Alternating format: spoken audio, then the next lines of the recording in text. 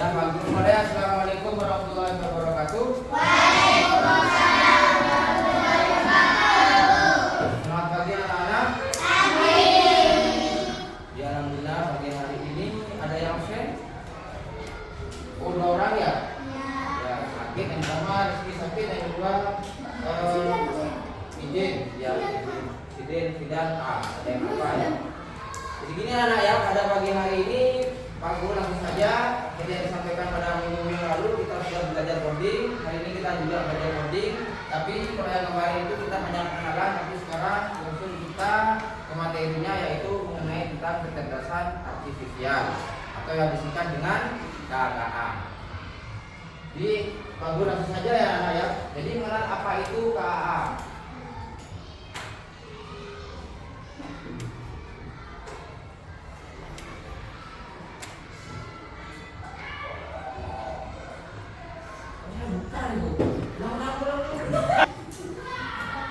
Sudah, mari anak-anak kita lanjutkan ya. Jadi hari ini sebelum kita mengenal itu coding, Pak Guru di sini ada beberapa video yang berhubungan dengan kecerdasan artifisial. Ini ada produk robot yang diciptakan oleh luar negeri.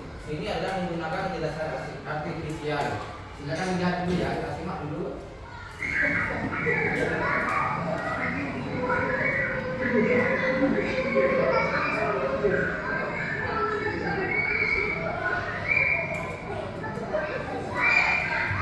Nah, di situ ada anak-anak yang mengikuti.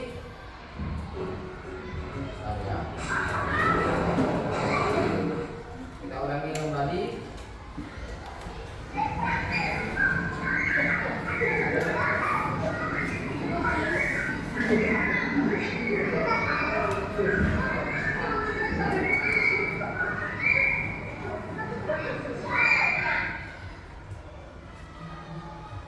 Nah, itu adalah beberapa contoh, salah satu contoh yang menggunakan kecerdasan artifisial atau kecerdasan apa anak?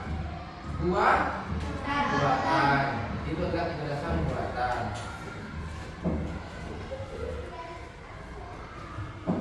Nah, sekarang Pak Guru tanya kembali ya, apa itu kecerdasan artifisial? Jadi menurut artinya anak-anak sekalian, kecerdasan artifisial adalah teknologi buatan yang dapat membuat komputer atau mesin melakukan tugas seperti berpikir, belajar, atau mengambil keputusan sendiri, mirip dengan yang biasa dilakukan oleh manusia.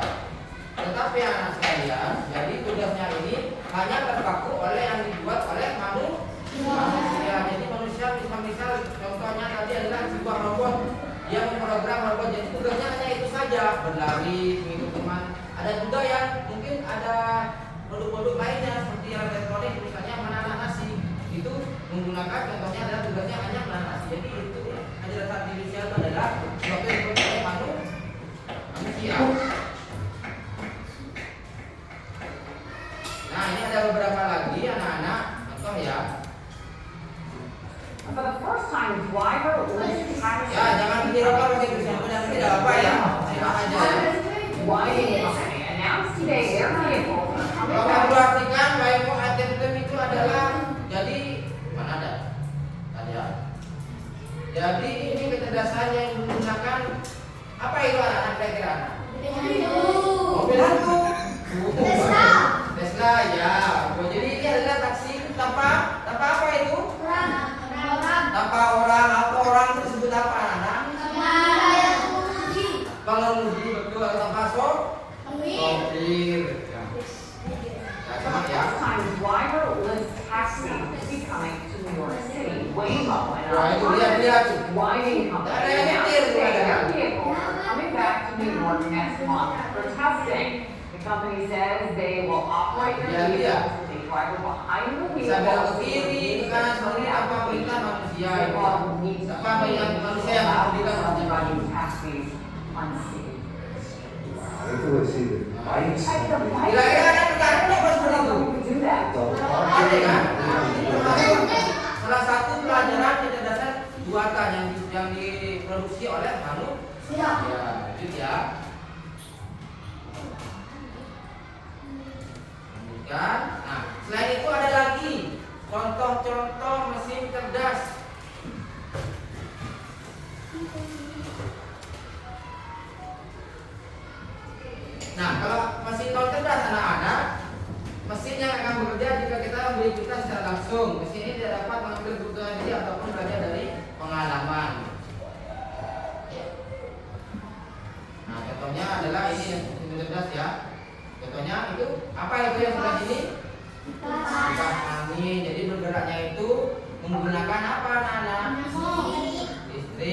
juga diminta menggunakan tombol atau remote. Tidak berpikir sendiri, ya itu saja kerjanya, berputar-putar saja.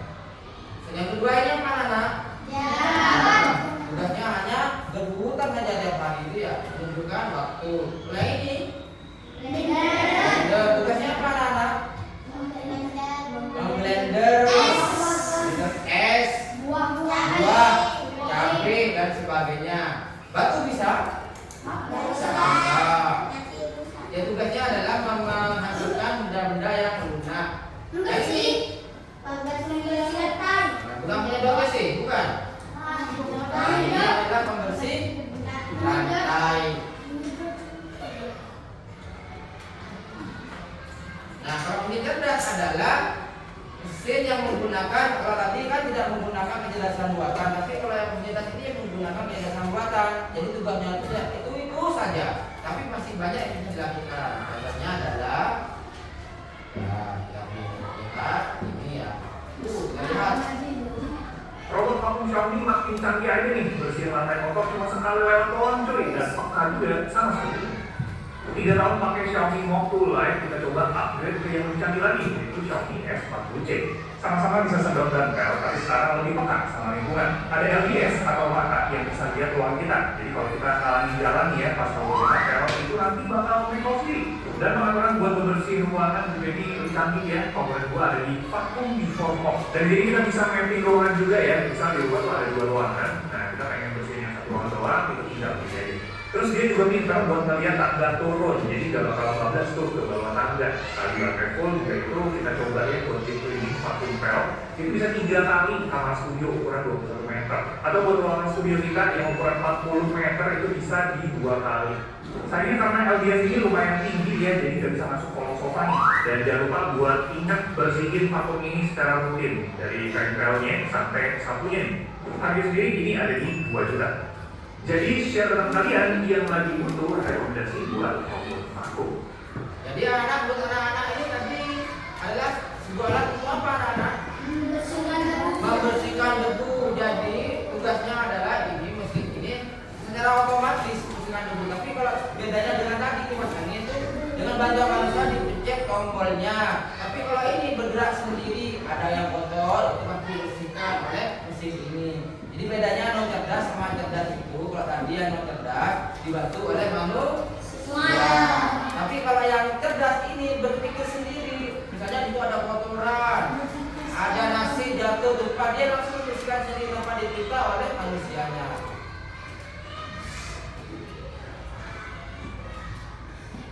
Nah ini juga ada lagi contohnya ya. Buka pintu rumah pakai iPhone, nggak perlu bawa kuncian. Wah enak kan? Dan seperti ini kita Jadi kan. smartphone ini kompatibel sama smartphone-nya Apple, yaitu Apple HomeKit, di mana ada fitur Apple Home yang bikin device Apple kalian kayak iPhone dan Apple Watch itu bisa dikunci, mulai dari kunci rumah sampai kunci mobil. Nah itu. Selain itu juga fitur wajib smartphone lo kayak fingerprint, NFC, dan pastinya password itu juga tetap bisa.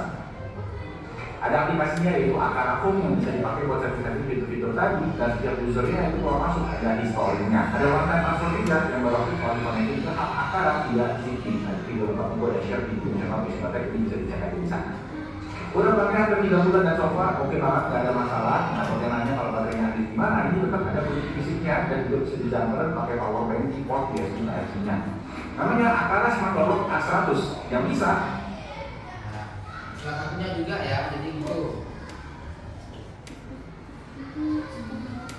Bisa lupa ya, seperti ya, sama dengan yang tadi.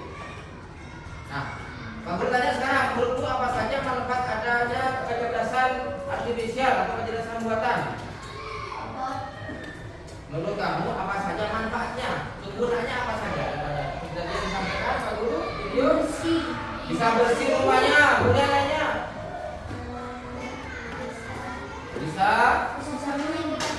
Bisa bermain dengan anak-anak. Contohnya robot tadi.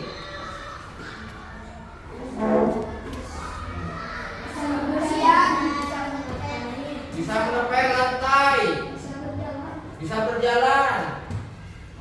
Apanya yang berjalan tadi? Robotnya bisa bermain maksudnya ya. Terus apa lagi kira-kira anak?